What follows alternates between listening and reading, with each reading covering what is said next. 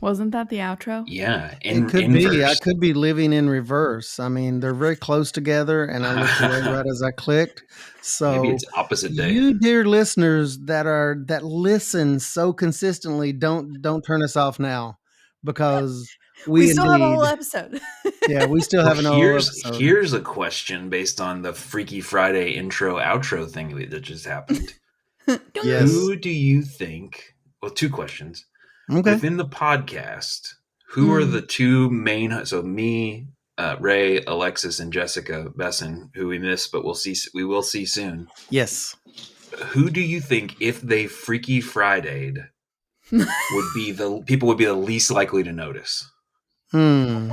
And who would be the most likely to Gee. notice? I don't even know. Freaky I Friday, a reference to your don't even know. personalities and within the bodies switch. So, for instance, if Alexis and I were to Freaky Friday, Wouldn't I even would have notice. Alexis's. My personality Body. would be inside of Alexis's body. Alexis's personality would be inside my body. Uh-huh. Uh-huh.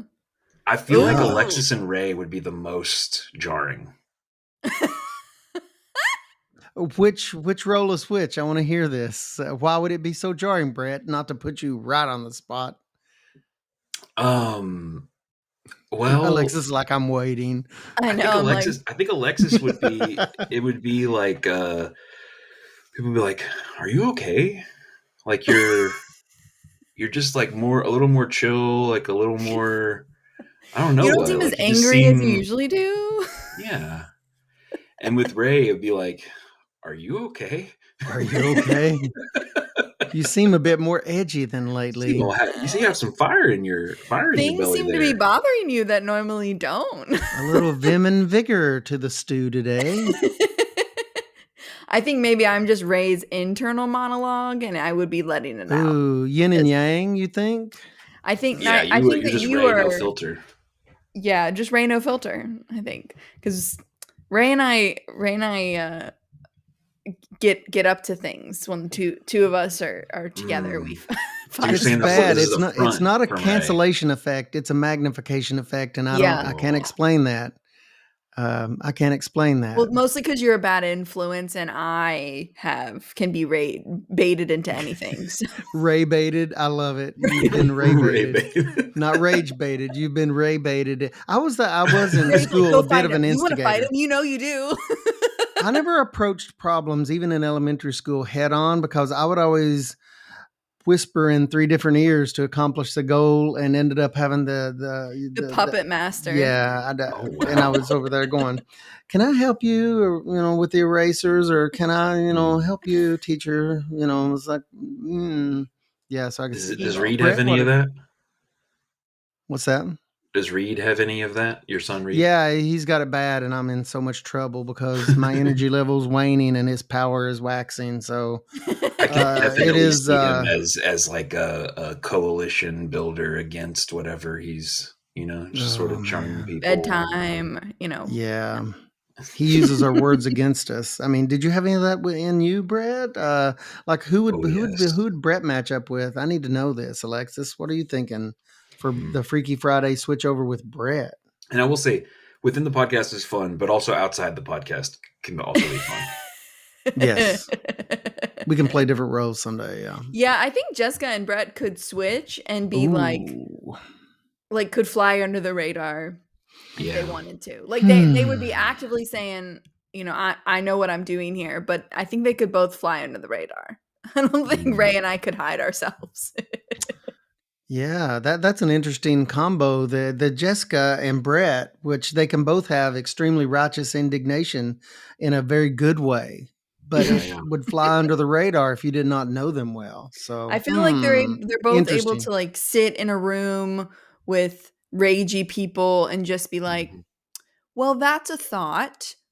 Maybe we just move past that now. Now let's talk sensibly. I think we do have some peacekeeper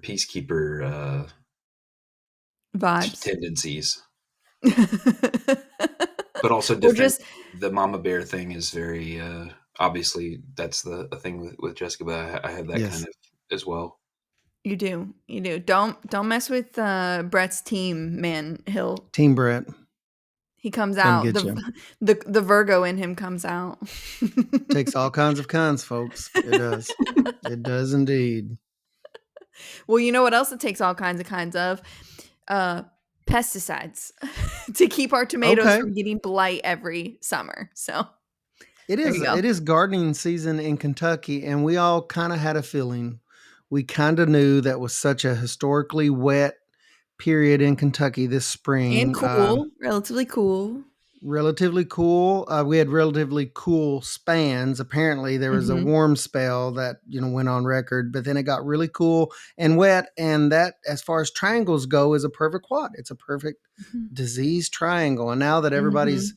so you mentioned tomatoes, Alexis. Everyone's tomatoes are up. Some people have pretty good sized tomatoes now as far as Mhm. plants go. And yeah, they're starting to cover and shade themselves, and all of that just leads into your discussion you opened with, Alexis, with pesticides, Yeah. First specifically of all, disease I want controls. to Yeah. say pesticides. If you're new here, this is for you. I think a lot of our listeners know this.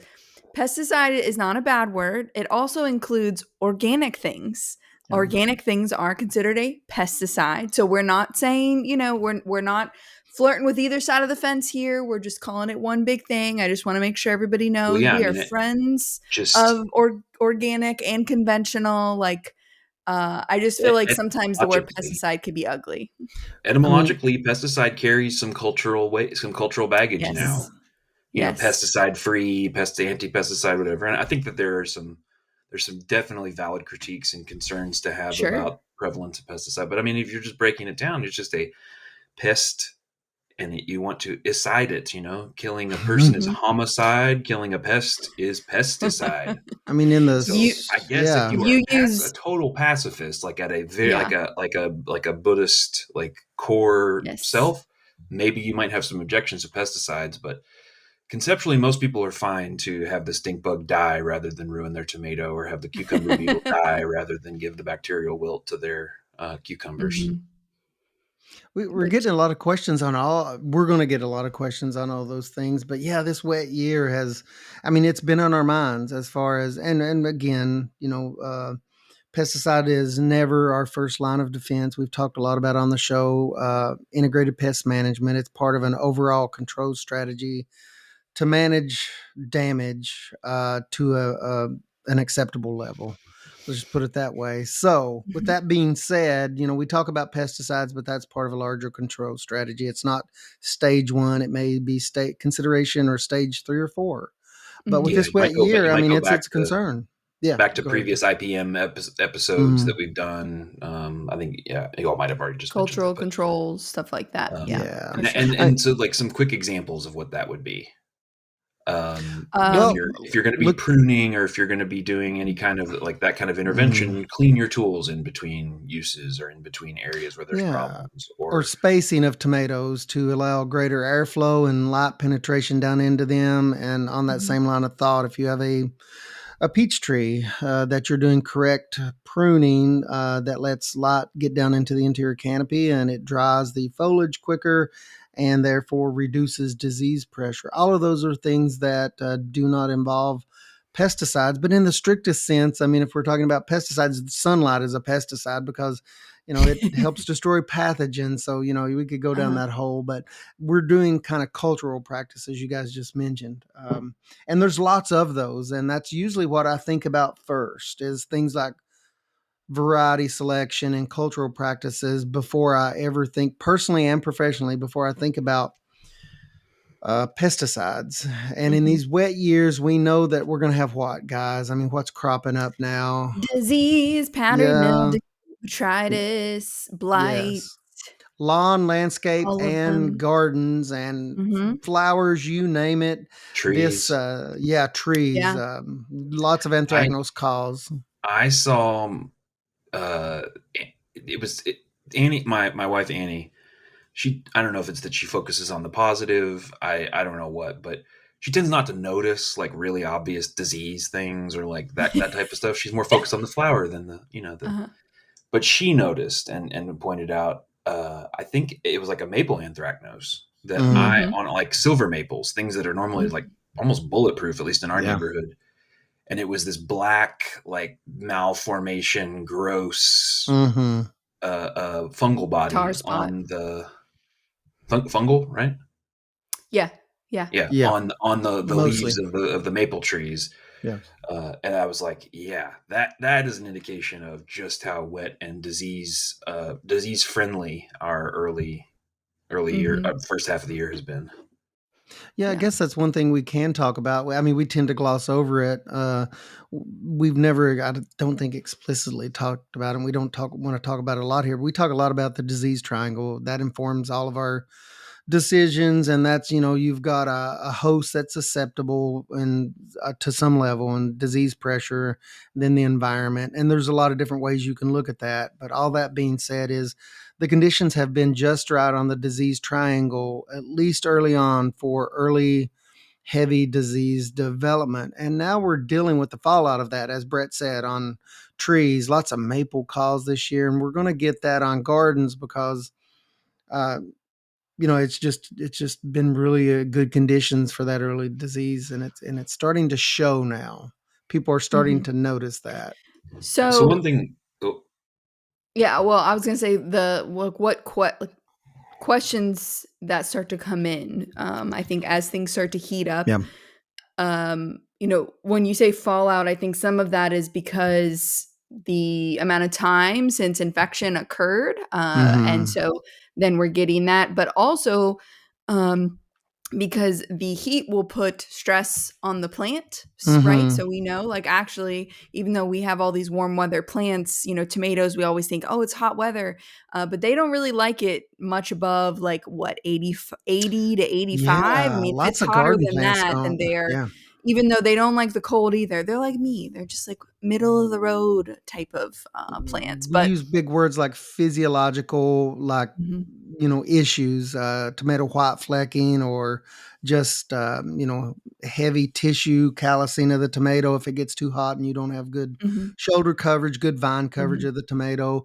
But on either end, that affects a lot of crops. And I always worry about the heat because we've seen extended, um, not warm spells, but extended heat spells here in Kentucky the last few years. It seems like we'll get a week or two of that. And if it happens during something like green beans, you'll have blossom abortion. That'll also happen on things like cucumbers and pumpkins, depending on the variety. Some varieties are a little bit better about it. But yeah, Alexis, that's a great point.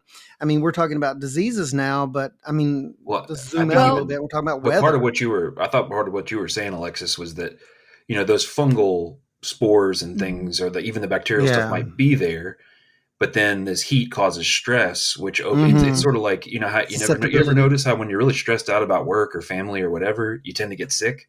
It's Yeah. Yeah, because you're weakened. You're not as right. strong as you once were. I assume Mm-hmm. that is that kind of what you were getting at, Alexis. Yeah, Even on the exactly, disease exactly. side, yeah, sure. Yeah, so Gotcha, gotcha. one thing that, I feel like as someone who, like, has a love of pathology, that it's hard to talk to people about, is that most of the time with your diseases, whether they're fungal or bacterial, or viral, when you start to notice something is wrong, it's too late to do much about it in the plant world. There's uh, something that defies that logic, but that is majority of what we talk about is fungal, bacterial, viral. All of that is prevention. Some of that is in just like having healthy plants and doing all the proper pruning and all those cultural things we talk about. But some of that is different than when we talk about insects. It is that you have to basically pre-treat. You have to protect them. You have to put on like a protective barrier to prevent the infection from happening. And so that's really hard for people who have a beautiful garden. They said, oh, it was beautiful all spring, and then it gets in the 80s and up there, and the plant starts to get a little bit more stressed out. We start to see these signs and these symptoms come out from this earlier infection, and you want to do something about it right now. And the answer often, not always, but often, is there's not much you can do other than just help that plant stay as healthy as possible and let it limp through the season. Otherwise, you're just kind of ripping it out, and you know, so long tomato crop 2025. Yeah, with the fungal stuff especially. it's almost like it would be almost like putting sunscreen on a sunburn. It's like Yes. the damage is already done. Right. And so part of it, I think, and you'll correct me if I'm wrong, part of that means if that as you learn as a gardener or as a landscape person or a lawn person or whatever, you start to realize like, okay, yes, there are strange things. Like this was a very, very wet year, but Mm-hmm. Kentucky's not exactly a dry place ever. And so each year there's your tomatoes are probably going to get disease of some sort because they're not exactly the most robust and resistant to all diseases, and that you're growing them in a pretty steamy place, and steamy and sometimes cool place. So you're kind of almost planning to apply some amount of fungicide to certain plants. Is that Yeah, accurate? a lot of that, I've ran into over the years, and that's a very interesting question because it all depends on, I think, scale. We've talked a lot about scale on this podcast recently, but if you're a home gardener, you can your decision making is going to be different. If you have, let's say, 10 tomato plants and you want to be as low input as possible, so you do cultural practices such as you select a cultivar that's fairly resistant to some of these common diseases and root issues, and you space them out and you put them in a windy place with lots of airflow.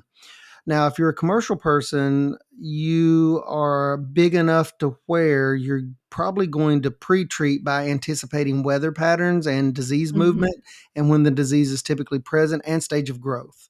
So a homeowner may be able to get by with, on a limited scale of waiting, hoping, not spraying a whole lot of cover sprays, but that's not the decision making typically line of reasoning of a commercial producer. They're going to do what you just mentioned, Brett. They're going to do a lot of preemptive things because one of you guys made the comment earlier that usually, especially homeowner chemicals, they're more preventative rather than curative. It's going to Mm-hmm. slow disease progression in a lot of cases, but it won't cure what's already affected. Mm-hmm. And that principle is extremely important, even on a commercial scale. So, different scenarios require different decision making, and it all goes back to risk and can you tolerate losing the crop or not, and still, not be impacted too much financially. Different ways of handling the same situation, essentially, I guess. If that Mm-hmm. makes And sense at I'll, all, my I'll say, rambling, as I would consider rambling. myself a somewhat serious home grower now, who maybe transitioned out of some Mm-hmm. research and things where the plants were supposed to stay alive, and you weren't supposed to lose them, and you're supposed to be It's able to know pretty how much came important. out. Yeah. I did, and I do actually with my trees, my bonsai trees. I actually do some fungal prevention Do you? sprays. Yeah. Um, and so maybe like some people it may be the other thing that's interesting is depends on how long into the summer you actually want to pick your tomatoes, for instance. Yeah. There's some Mm-hmm. people who they get that first flush off and they're like, you know what, after this I'm kind of Done. cool, let the blight take it, let the whatever happens. Yeah. Other people want it We to keep going. I think we've got that's a some look, great being honest with research on that. yourself. Yeah. And there's some excellent research on that, even on a commercial scale, that it's no longer economically feasible on an economic scale to spray past a certain point because you have all the leaves to make all the fruit, in this Mm-hmm. case, tomatoes, where you don't need to protect it any longer because it's going to get disease and decline at a given rate. And so that juxtaposition, you stop spraying because you save money by stopping spraying and you don't have to worry about, harvest restrictions and things like that. But yeah, that's a great point, Brett. There's something Well, similar in flowers because a lot of flowers, zinnias are a great example. If you've ever grown a zinnia and anywhere in the South, you've gotten powdery mildew on them, I can just Every guarantee year, it. every And year. but they're so fast, Yeah. and the first few flushes of them, just because the plant is not tired, um, are always the best, anyways. That we do successions of those, and so if you're got the market for them and all of that stuff we talk about all the time, you can sow those every 4 weeks, and so then as one flush is going out, and then you never bother to spray them because you've got fresh coming Oh, on, they're going to be higher quality regardless, and then you're pulling out those other things, and so That's one way. And with flowers, especially because you've got pollinators visiting them, and Yeah. granted, fungicides are not something that's going to affect your pollinators because they are going after fungal bodies. That is one thing that people, I think, sometimes forget, that that's what happens. But you don't have to worry about that, and just no spray when you're dealing with flowers is The always similar ideal. concept applies to, like, even vegetable crops, Alexis. One that comes to Squash. mind would be, what's that? Squash. I would Yes, say you like do cucurbits in general, most yes, of the yeah. time. Squash, though, Is that yeah. kinda similar to what you're saying on the cut flower, Mhm. where you're trying to avoid squash vine borer specifically, Yeah, is you do yeah. succession plantings? Because Mhm, after a certain point, those late plantings aren't gonna get hit nearly as hard by, but yeah, mhm, that when mhm, you said that, that's interesting. I didn't realize that on the zinnias, that's how growers, on a bigger scale grew those. That's mhm. pretty cool that Yeah, that's what you're doing. You're just accepting that loss. But one of my zinnia beds right now, we just do it here at home, a pretty good sized bed. Those has some kinda leaf. I've not really looked at it. Jennifer said she noticed it, but some kinda leaf spot. I'll have to consult with you later on yeah. that. It looks Anthracnose, it's I don't right know if it's along. anthracnose or what, yeah, but, That's yep, yep, and plants some that usually don't plants. get that, yeah. Yeah, some plants get it, but grow out of it. So sometimes that anthracnose for in zinnias I see every year. A lot of time it'll affect the older leaves, and the newer Mhm, leaves it won't affect because of the temperature. So going back to yeah, that triangle we talk about. So it has to be the right environment, the right host, and the pathogen. So in this case, with the zinnia, early in the season, it's a little bit cooler when they're little. You've got the host, you've got good environment, good temps, and you've got the disease present. mhm, Then it warms up and we lose that environment. And so basically, that anthracnose, it's still there, but it's essentially dormant mhm. in a lot of cases. And so it just waits. The plant grows, the plant does fine. And then if it cools down again and that plant's still in, you get the environment piece back to your triangle, right? And That then is, it launches off. that's the difference between knowledge and wisdom. Knowledge is knowing that it's anthracnose, and wisdom is knowing that you're not typically gonna have to treat for it because the plant's gonna outgrow it and have no tremendous impact, so yeah, Right, right. It's just cool. something's gonna come up, whether it's the environment or the host change or whatever that is. And I think that's one thing about like disease that it shocked me when I learned it, was that a lot of diseases, and granted, we're talking specifically about the ones we see in, Kentucky and this general area, at basically any state that touches Kentucky, I would feel confident in saying this, but most of them thrive in those lower temps, like just like the tomatoes, Mhm, right? Like it makes yeah, sense for the pest to thrive at the same temperatures that the host thrives on, right? And so they shut down when it gets above about 80 degrees, and they have to have the right humidity. They have to have all the right things too. And so, often you can just, again, back to that wisdom part of it. If I know it's going to get hot, I'm not going to bother treating something because I know it's going to shut down. And that's where it can be hard. And that's where, going to your local extension office, taking them a sample, knowing exactly what you're dealing with is so important, and not just like, oh, it's a spot. It's probably, fungal. Well, bacteria acts very different than fungus acts, and virus acts very different than those two mhm. acts. So, really knowing what you're dealing with is what's important to whether or not you're going to treat and how you're going to treat it. Well, and that's a common thing, because and one of you guys said it just a few minutes ago. You said, by the time you see it, it may be too late to treat, this year or on this planting. And, things Mhm, like a lot of our floral crops, and especially like home gardens, or even commercial plantings, they're annuals, right? So the first mhm. question I want to do is, yes, you want to identify the pathogen, but the reason I want to do that is, how persistent is it going to be for following Yeah. crops? So that's a big consideration. Is it soil borne on water splash, or is it some other way? And how persistent is it going to be? Is it going to be is it going to be like rhizoctonium or pythium that's going Mhm. to be three to Yeah, five how years? does it spread? Yeah, that's a big Yeah, one, like especially, like, virus. I yeah, oh, mean, if viruses it's like, spreading yeah, rosette. underground nematodes, like, This is what are you doing? we're not so much caring about. I mean, we care about this year's crop when someone comes into our offices. We try to help with as much as possible about that. But the more valuable information is, how is that going to impact your planting next year? Are you going to have to Mhm. rotate into a different class of plants? And that's a big consideration when we Mhm. take all of these disease causes, because we're looking at this year, but we're also looking down the road oftentimes, and make our decisions based on that. This real important concept. It's not just this year, but following years. Well, I have an example from my bonsai that kind of gives it is an example of what both of you all were just talking about. So, as a perennial, ideally, as long as it survives, a perennial crop, Long perennial, yeah. there will be, like on a pine tree, for instance, there's going to be needles from last year on the tree as needles from this year come out.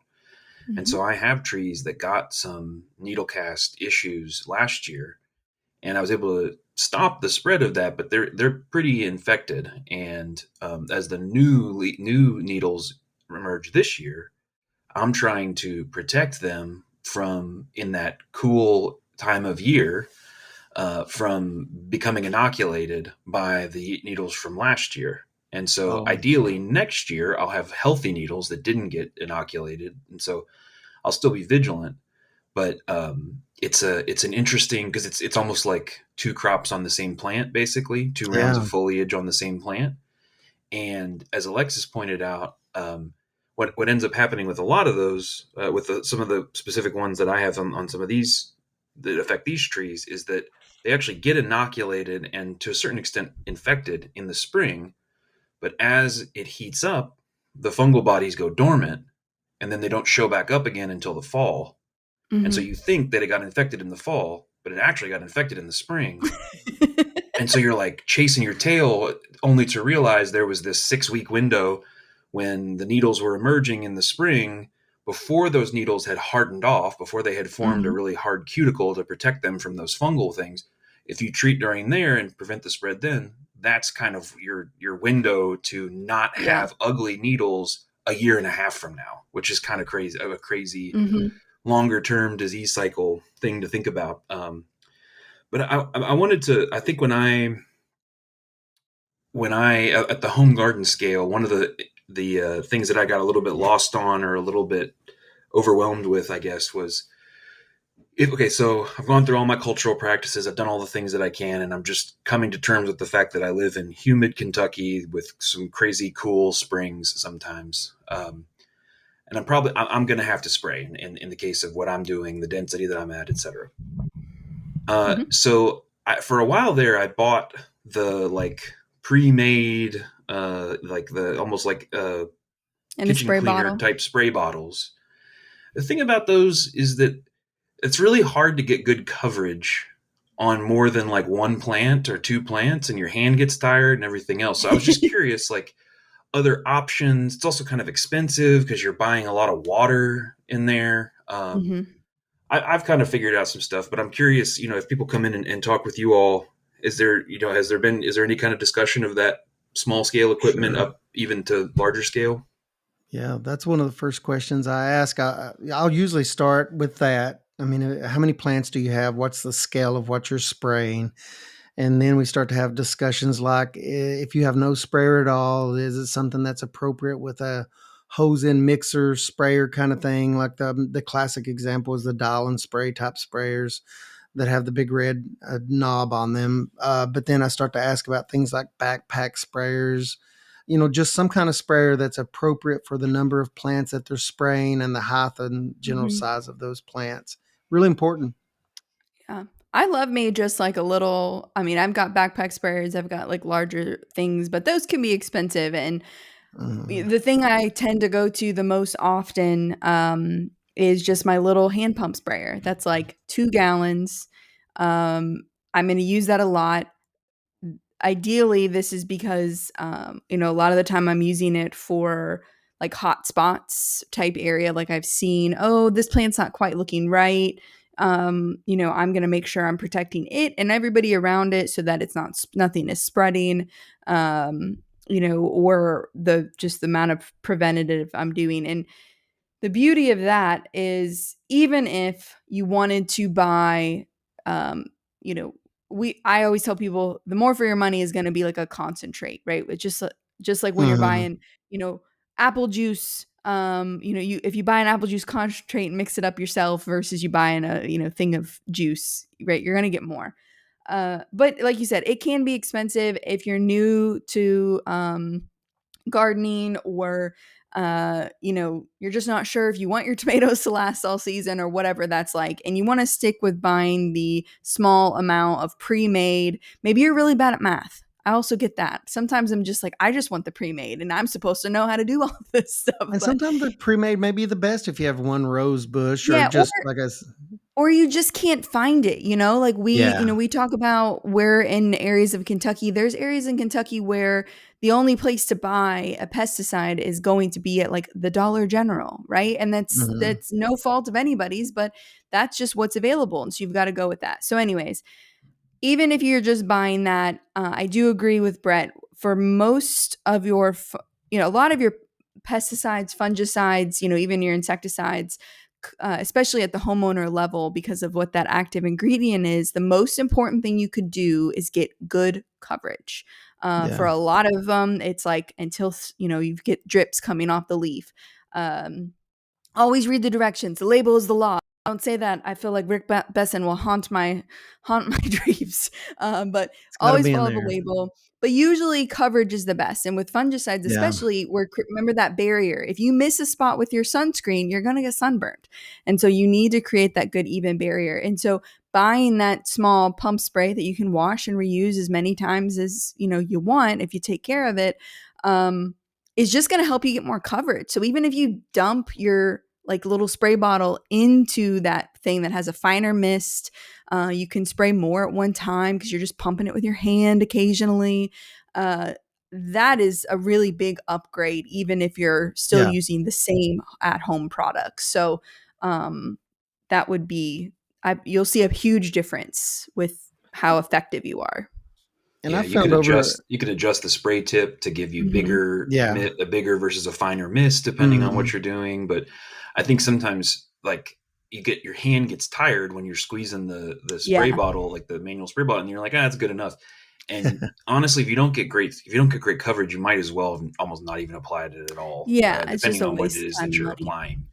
Another thing I would say is if you do decide to go the route of the concentrates, Mhm. and you do decide to mix your own, do not operate by the logic that my dad used to operate on, which was the more if a tablespoon is good, then a quarter cup is going to really knock that stuff back.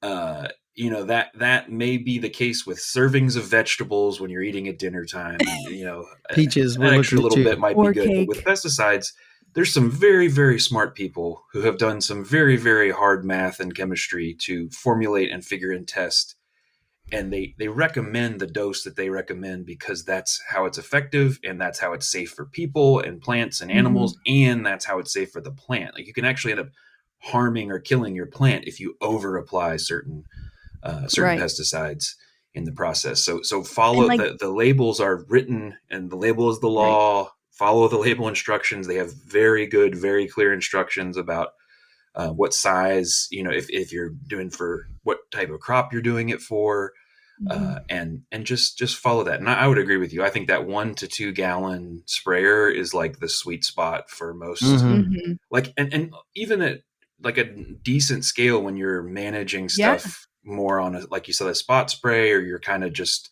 doing as needed. Sometimes it's just faster, even if you have to do 2 or 3 rounds Yep. of the 2 gallon. It's still faster For, and like, less. space? Yeah. Yeah. Like, if you're in a tight garden space, I mean, and, like, for me, if I'm in the high tunnel, I can do, a full row in my high tunnel, and I have to fill up my little 2-gallon sprayer twice, but I don't have this heavy backpack on when it's either really hot or really cold, because I can never do it on a day that makes makes sense weather-wise. But also it's tight in there. And so, this heavy thing, I'm lugging it around. I'd rather just have this small thing that I can whip that out, and like you said, it's faster. From the label perspective, I can feel some of you being rebels and you're like, I mean, that's great. And yeah, but I've done this before. I'm not going to burn my plant. The other thing is, it just might not work. So, right, these are chemical interactions. And so if it says it takes a whole gallon of water per 1 tablespoon of pesticide and you put more, then that stuff might just be floating around and is not used. Like, and so you're just wasting it. So I can feel some of you rebels going, well, but no, really, like it might not actually work because you've not mixed it with enough stuff. It's like your powdered cheese in your macaroni and cheese box. If you don't put the right amount of I water don't with it, know. you get More is paste. more in, Six packs mac in and one cheese. serving of my. Yeah. I don't want to paste. I want the cheese to coat all of my noodles. Okay, so I have to put the right amount of water per powdered cheese. That is a very we're talking about powerful water. I thought metaphor. we were talking about cheese. I was like, more cheese is better though. That's not a good No, I'm example. talking powdered cheese to Powdered cheese in like powdered a cheese to Kraft water mac and cheese ratio, and you're box. Yeah. And I know we're talking about diseases, but I mean, if we look at other horticulture enterprises such as like turf management, I know I'm saying the T word, turf. it's okay. We talked some about that on the podcast, but there's just straight up some selective plant management herbicides there that if you go off dosage and mix too much, you'll just straight kill both the intended target and like the turf. Ooh, do you So remember yeah, the pine tree 2,4-D thing of like the the strombulin class of 2010s? chemicals. Yeah. Yeah, Yeah. they sprayed for broadleaf herbicide, sprayed a broadleaf herbicide and a lot of turf, and It when killed the temps were trees. too high, and it Yeah. smoked trees because it all what's the word I'm looking for when it like evaporates off? Volatilized. It volatilized. It was a 2,4-D that volatilized, Oh and it just wow. smoked. I mean, there Up were in companies getting sued left and right Oh, for yeah. stuff. Yeah, we had a what bunch kind of of pine people. trees? There Well, it was was a all trees, but like white pines seem to get hit. I mean, they're white yeah. pines, but like Wow. white There's pines got multiple smoked. issues. Yeah. Any Huh. tree that was like had turf sprayed relatively below In and it got around it. smoked by 2,4-D. I mean, Wow. it's just really important. I mean, because you're going to find stuff like this on the labels. You're going to find, first thing I look for, I mean, you want to read the entire label. And most labels, I have to say, have gotten better over time, especially Mhm. for homeowners. All the information is important. The most important information is highlighted just a little bit more on most of the major brands. And I'm very glad of that trend. That's gotten better, I think, over time. But look for things like harvest intervals and based on the specific crop. You can't just look at the harvest interval on a disease control for green beans and apply that to cucumbers, even though cucumber and green beans are both on there. They may have different harvest restrictions. Not only that, but the Mm. maximum number of applications per season, total amount of active ingredient, all of that stuff is just eminently important when we're talking about disease control or otherwise. As Alexis said, the label kind of is the law. You absolutely have to go by that. And it's been crafted over time. Lots of research dollars have went into that. Uh, to formulate, a product that is has tested out to be safe. So just always Yeah, keep and that in mind. even if we have some folks who are skeptical of some of the safety and other recommendations that come out from chemical companies and from the EPA and all that kind of stuff, even putting that aside, I don't care. Even the really quote unquote innocuous stuff, Mhm. following the label is the best way to do that because they have. I mean, it's not just the chemists and agronomists that look over this stuff. Their lawyers look over it too, and they're making sure that this is the safest way possible that you can apply this stuff. And so I Mhm. think, one thing I just wanted to talk about before we wrap up was that if you are in more of the large garden, moving into some commercial or larger scale or anything like that, there are trainings available from offered through the extension service for Mhm. certified pesticide applicators. And I won't talk too much about that because I haven't had a need to, but I was once a certified pesticide applicator back when I was applying pesticides at a scale other than tiny trees. And one of the interesting things I still remember this from that, and I sing it. I don't really sing it to myself, but it's a cute image to think of me singing it to myself. Is the Wales order of mixing acronym? Do you all Mm. do you all remember this? That I'm not going to sing. I'm just going to that water goes in first, water and Mhm. wettable powders and water dispersible granules. And then A is agitation. So trying to maintain movement and agitation even in the tank in some way, if that's manually with by kind of moving it around or whatever. L's is your liquid flowables, and yeah, some other stuff with there. E are your emulsifiable concentrates, and then S are your solutions or soluble liquids. And I think it's just what that means is like that's the order in which you're mixing stuff in the tank, and that's an example of something I learned through Yeah. the certified pesticide applicator training many moons ago. And that's like there's just basic chemistry there that you don't want to add your very very concentrated stuff and then add water to that, because as that those first few drops of water hit that, it just becomes like really powerful and potentially volatilizes right in your face. But it's just there is some Been method there. to the madness there. When do those typically happen? What does that typically look like? Is there a cost? I know you all have And done these trainings. in most counties, the majority of those will happen in very early spring, late winter, very early spring, because as a commercial applicator, that allows you to buy restricted use chemicals for use only on your own operation, or you can trade for some services. There's some allowances there, but most of those trainings for producers happen in the springtime of the year. So if you're Mhm. curious about those trainings to get more information on that, call the offices beginning, I would say, in November or December, so that you Mhm. can kind of get a schedule of those trainings coming up. And for most offices, there are no eh, charges that I know of for the Mhm. private pesticide applicator license. Now, when you get into the commercial license, those involve testing and study materials, and those are administered directly through the Kentucky Department of Ag. So there's some fees associated with those.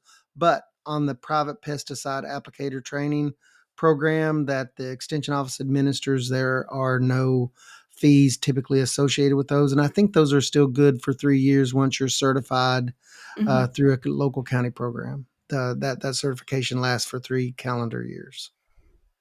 Yeah, I have a little bit of, I would say, almost like a non-U.S. viewpoint or sensibility or sensitivity around pesticide stuff. Like it's kind of crazy to me that I can just like order Mancozeb just to my Mhm. house. That's kind of Yeah. crazy. And like to a European, I think listening, they'd be like, "What? What? This Yeah. is wild!" Like there must be some sort of something. And so I just think like pesticides, I don't have the anti viewpoint. I think I have a very, just like with firearms and with fire for that matter, I have a healthy respect for the power of it and the Mhm. potential dangers associated with it. And so I just want people to be safe, but also use these tools that are really cool and effective and can help And to manage some of these sticky things. and you made a really good point earlier, Brett. That goes for inorganic and organic labeled products. Because if you Mhm. look at some of the organic labeled products, just for example, like some of the nicotine based products, you have to be very careful you have to be very careful on following the label on all products. But even the organic products, you have to be very careful to follow the label exactly, because some of those things are highly toxic and they're organic. So you always look at the label. Just don't assume because it may have an organic label that it may be safer. Um, I mean, from any standpoint, it's not. That's why we never go off label, because some of these things are, remember, they're pesticides. They're designed to dispatch things, to kill things, and always keep that in mind. I tell people They're that kind of designed to jokingly, but side not really. things. Yeah, it's the side thing, the death part of the equation. It's designed to control, pathogens or other higher order pests. Always keep that in mind with the side things, the pesticides, herbicides, insecticides, whatever. So to maybe to leave folks on an actionable note here. So if you have issues with your plants, you can obviously call your extension office. You can go and check out some of the publications that are available from our friends in plant pathology, who are the real experts in Mhm. this stuff. Uh, if you get access, or sorry, if you get in contact with the agent and they're able to either come out for a site visit or analyze your pictures or whatever, they may tell you, this is what I think this is. They may tell you, let's send in a sample. and they'll kind of walk you through that process. We have a whole pathology lab where you can send in samples and see what, confirm that this is powdery mildew or downy mildew or whatever. And then from there, they can also help to guide you to other controls that might be a good fit. Is that right? Yeah. Yeah, absolutely. Just Yeah. number one, get identified by someone that is an actual person, I would say, also, because I know sometimes um, those apps can be really helpful in getting it into the general maybe area of what it could be. But, there are lots of fungal things that look very similar. And without looking at them under a microscope or seeing how they like literally how the bacteria streams out of the veins of the plant, you can get that confused. So I would say I'm all for technology, but when it comes to identifying a pathogen, make sure you have a human do it for you. Well, and the good thing about that coming to a county office, I'll give a little plug there, is that we see things seasonally in magnitude. Like if we see tar spot on a maple, or we see some disease or some insect damage, the odds are we've seen that 40 other times, and we can put that together and play the odds and get a little bit of a jump on identification and Mhm. management, because the odds are that, as agents, we cover entire counties, and especially you guys that are on a state scale, you even have a broader scope than us based on a county level. That does help a lot. That gives us a real jump on trends that are happening in Mhm. counties. And that overview, let that work for you. Go visit your local You can county office. also, so we've had a whole episode on weather with Matt Dixon, if you've not heard that, who is with UK Ag Weather, and he has a really great app. And often on that app, when there are diseases, and it's meant for like bigger growers, but even if you have a couple apple trees in your backyard, he'll put alerts out when it's prime time for sprays. So the weather is right. We've got winds coming out of the south bringing the disease in, and so they'll post on there, "Hey, you need to be spraying for XYZ." And so another benefit of that really great free app that has no ads. I'm just saying.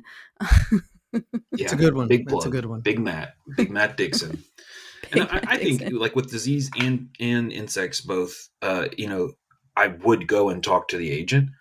I think taking a little time to do a little research and scouting and have your best guess and be open to being wrong, but you're learning in the process too. That's Mm-hmm. definitely like it's nice to go and take it to somebody and they're like, yeah, this is what it is, but experience, you gain experience over time, and then you start to Mm-hmm. realize, oh, okay, this is when powdery mildew tends to hit these things. And then you also are like, this is not powdery mildew. I've never seen anything like this before.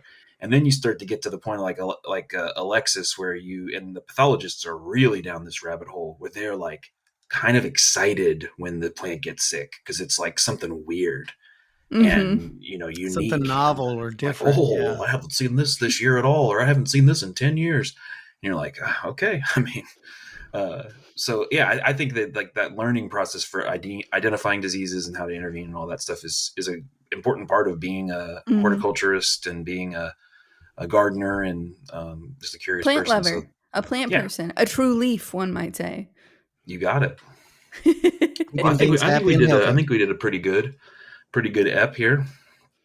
Well, yeah, we hope you guys liked it. If you have any other questions, or maybe you want to know about some of the publications that we've kind of referenced that can be helpful, we've got some really great. I love our like IPM guides on tomatoes. So it's like all the different things with colored pictures, and if it looks sort of like this, it's probably this, and can help you do a little bit of that investigation, being the garden detective before you head to the agent to hopefully confirm your suspicions. If not, definitely teach you something new. So we are so glad you guys were here with us today. So reminder, we have a new email address. So that's hortculturepodcast@gmail.com. And so that's hopefully to keep us in the loop with the emails a little bit better, because our normal emails get cluttered. So we are hoping to make sure we're not missing anything. You can also follow us on Instagram at the same handle at Hort Culture Podcast. And we'd love to hear from you. Any ideas? Was this helpful? Do you have specific questions? Definitely let us know. But we hope that as we grow this podcast, you will grow with us and that you have a great one. See ya.